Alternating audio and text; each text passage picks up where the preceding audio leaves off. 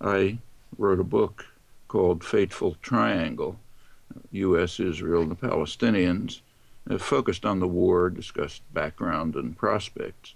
Now, the triangle remains a reasonable image, I suppose. It reappears in the title for these remarks, but it's kind of misleading. It's not an equilateral triangle. It's more like an isosceles triangle with a very narrow base, so that the other two sides are virtually parallel. A lot's changed since, but that remains true. The basic issues remain. There are very broad issues of right and justice with deep historical roots. There are narrow but crucial ones about policy choices for the short term. They will lay the basis for what comes. I'll keep to this latter topic in these brief comments.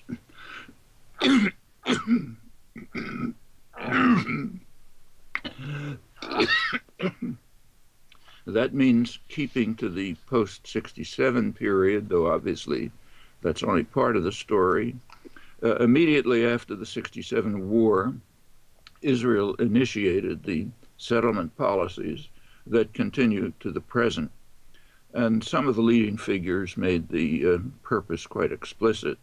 The most important was Moshe Dayan, Minister of Defense in charge of the occupied territories. He said, "We must consolidate our hold so that over time we will succeed in digesting Judea and Samaria, the West Bank, and merging them with our little Israel.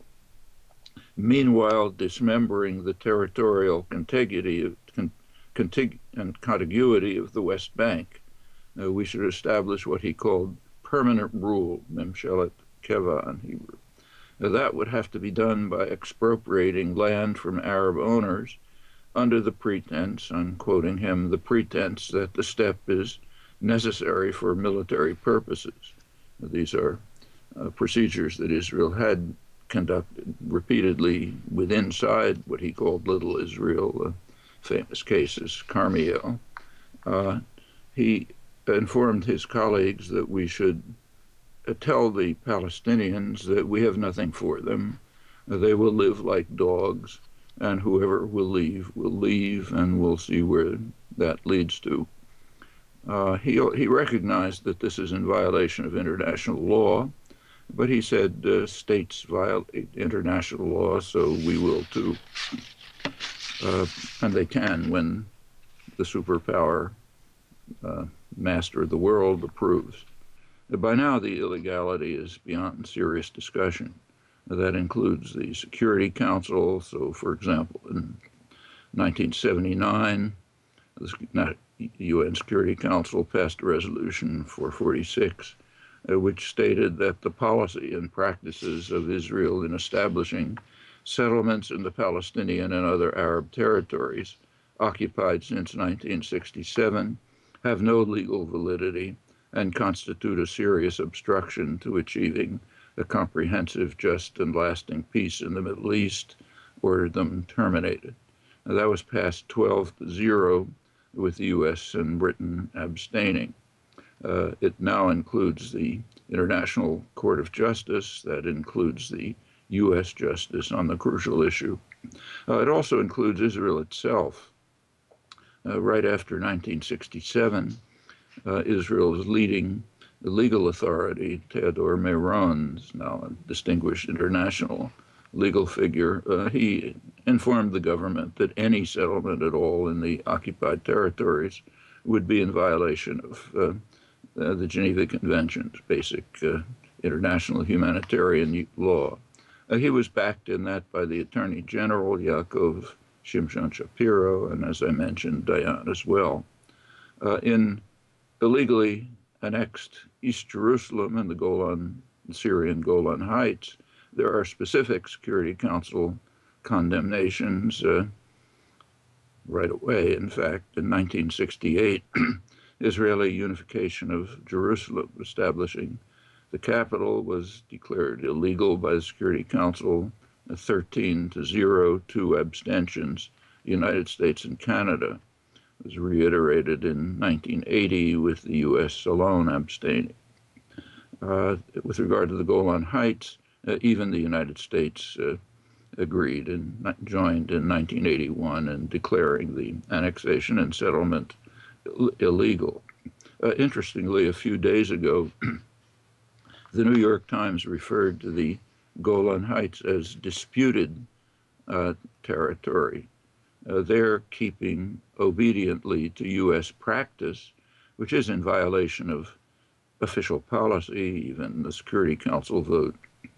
Well, the next major step was in 1971, when President Sadat of Egypt offered Israel a full peace treaty. This is through Gunnar Jarring, the international mediator. Full peace treaty, no mention of the Palestinians except as refugees, in return for Israeli withdrawal from the occupied territories. He cared only about the Suez Canal. Israel then had the Suez, Egyptian Sinai. The Israeli cabinet considered the offer, rejected it, making a very fateful decision. They were preferring expansion to security. Peace treaty with Egypt would have meant total security, but they were then expanding into the Egyptian Sinai and preferred that. Well, the important question, as always, is what the U.S. will do. There was an internal debate in the United States. Henry Kissinger won the debate and imposed the policy that he called stalemate. 8 years later, in his memoirs, he explained this. He said, until some Arab state showed a willingness to separate from the Soviets, or the Soviets were prepared to dissociate from the maximum Arab program, we had no reason to modify our policy of stalemate, no negotiations, just force. That's pretty astonishing. It's unbelievable that he didn't know that Saudi Arabia couldn't separate from the Soviets, didn't even have diplomatic relations with them, and Egypt was eagerly trying to separate from the Soviets. And as far as the Russians were concerned, their position was extremely moderate. It was right in the mainstream of international opinion. In fact, even official but not actual U.S. opinions. It's kind of interesting that scholarship permits Kissinger to get away with these ludicrous remarks, as it does.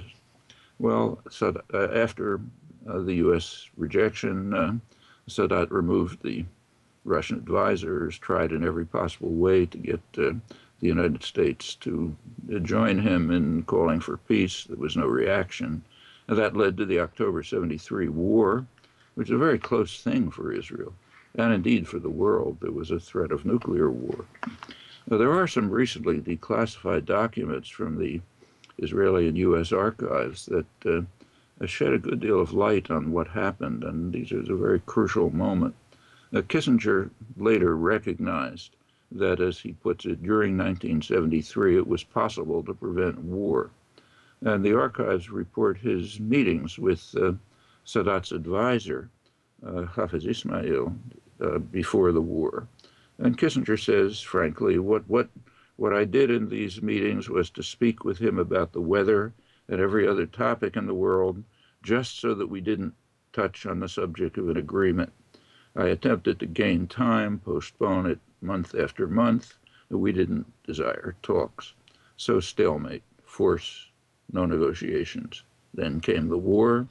Kissinger went as far as calling a nuclear alert to warn the Russians to keep out, while he was secretly advising Israel that they could violate the ceasefire that had been imposed by the U.S. and Russia.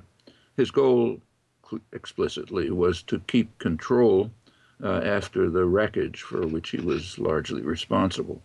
That led to shuttle diplomacy, finally the Camp David agreements of 78, 79. That's hailed in the United States as a diplomatic triumph. It's actually a diplomatic catastrophe. It led to what happened, the rejection of Sadat's offer in 71, led to terrible suffering, very serious threats. The United States in 78, 79 essentially accepted Sadat's 1971 proposal, but in a form that was harsher from the U.S.-Israeli standpoint. It involved now formal recognition of Palestinian rights. Of course, this was immediately ignored by Israel, and the U.S. remained silent. Meanwhile, Palestinian national rights had reached the international agenda. In January 1976, a Security Council resolution,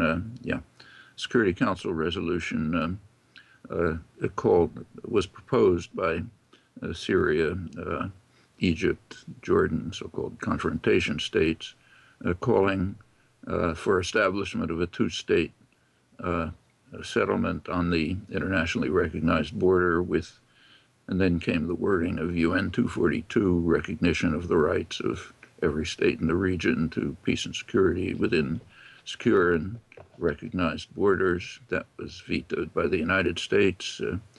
I won't run through the rest of the record. It continues until today. The most recent Security Council resolution, which was somewhat noteworthy enough to be reported, called for, endorsed official U.S. policy, namely ending settlement expansion. That was vetoed by Obama. That vote ended, and veto ended any discussion of settlement expansion. Well, meanwhile, other events were occurring. The first Intifada took place. Something had to be done. The U.S. initiated the Madrid negotiations. They got nowhere. The head of the Palestinian delegation, Abdel Shafi, insisted that any agreement must end growth of settlements. So it broke down. Meanwhile, the Tunis Arabs, Yasser Arafat, made an end run around the local Palestinians. That's the Oslo agreements. They reached an agreement with Israel which said nothing about settlement expansion. Abdel Shafi, in fact, refused to even attend the celebratory meeting. Settlements continued without a break. The intentions became increasingly obvious. By now, they're not in doubt. They do go back to the 60s, but now it's very explicit. Israel will take everything within the separation wall, basically an annexation wall. It'll take the Jordan Valley. Palestinians are being expelled. Military zones are being established to prevent Palestinian settlement. Meanwhile, Israeli settlements continue. Wells are being dug all over and so on.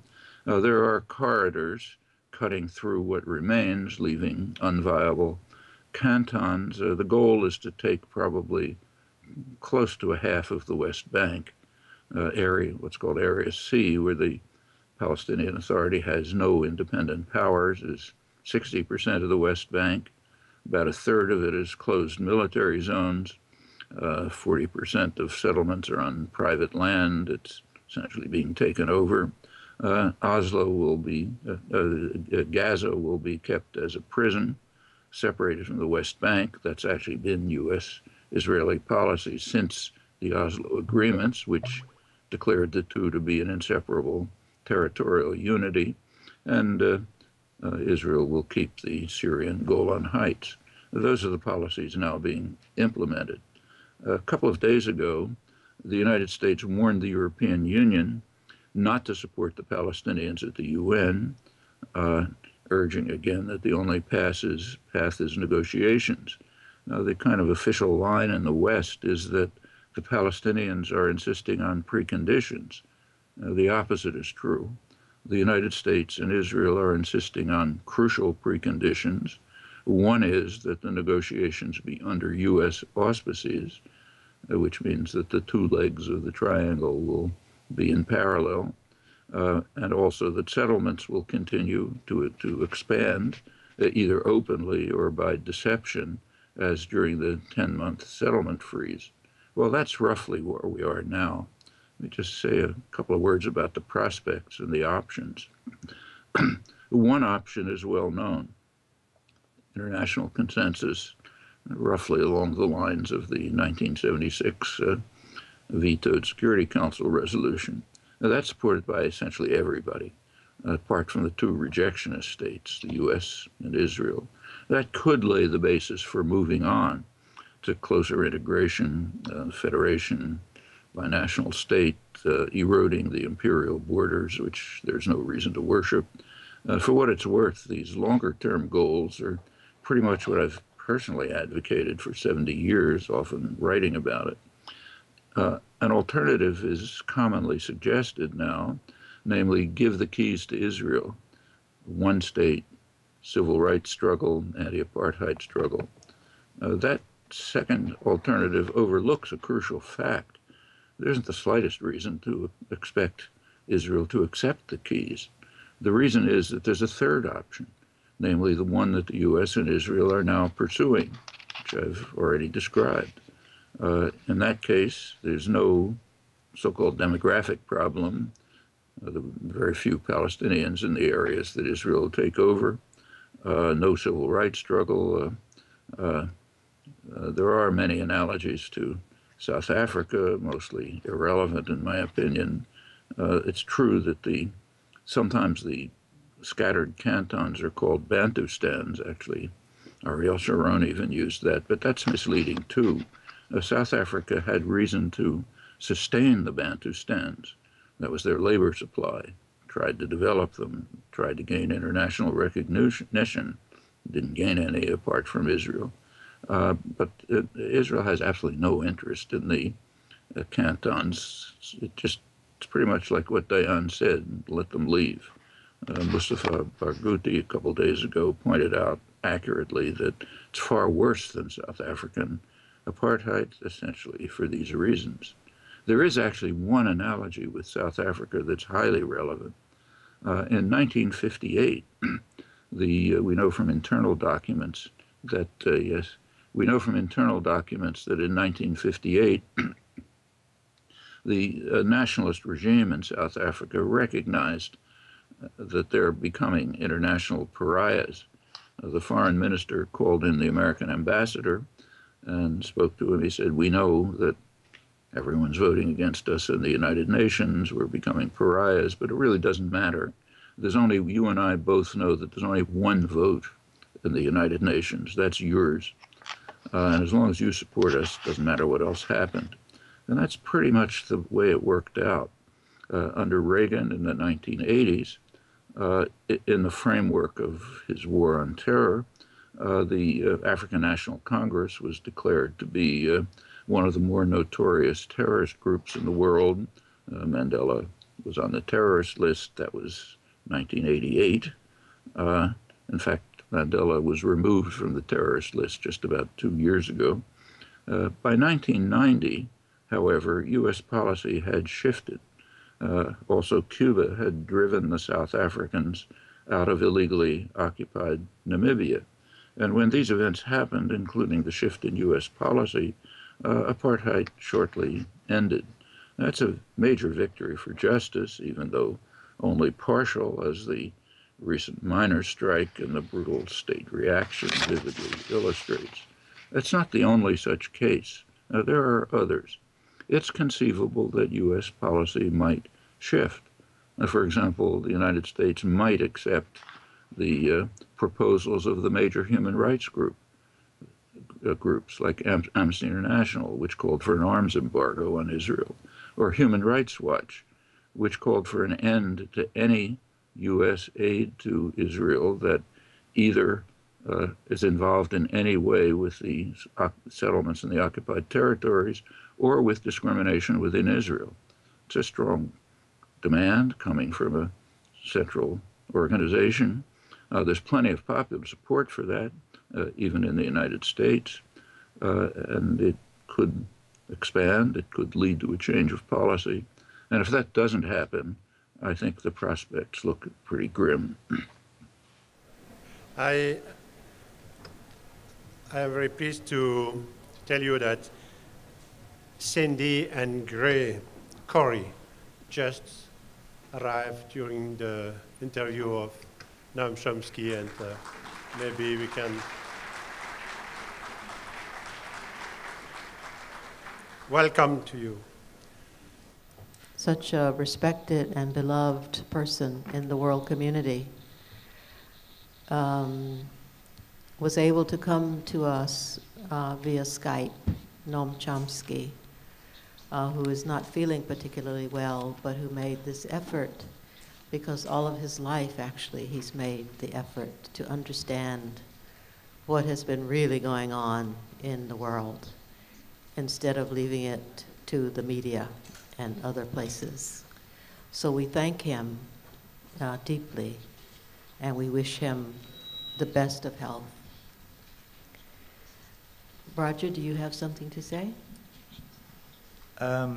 I would say hear, and I was happy to hear his voice coming out of the darkness, acknowledging Amnesty and Human Rights Watch as a possible elements in a way out of this unholy mess that we all find ourselves in. I thought it was extremely dramatic the way he stopped after having said, that's one way we can go, and if we don't go that way. So I too thank him from afar from being part of this this afternoon. It's very moving, but also very chilling.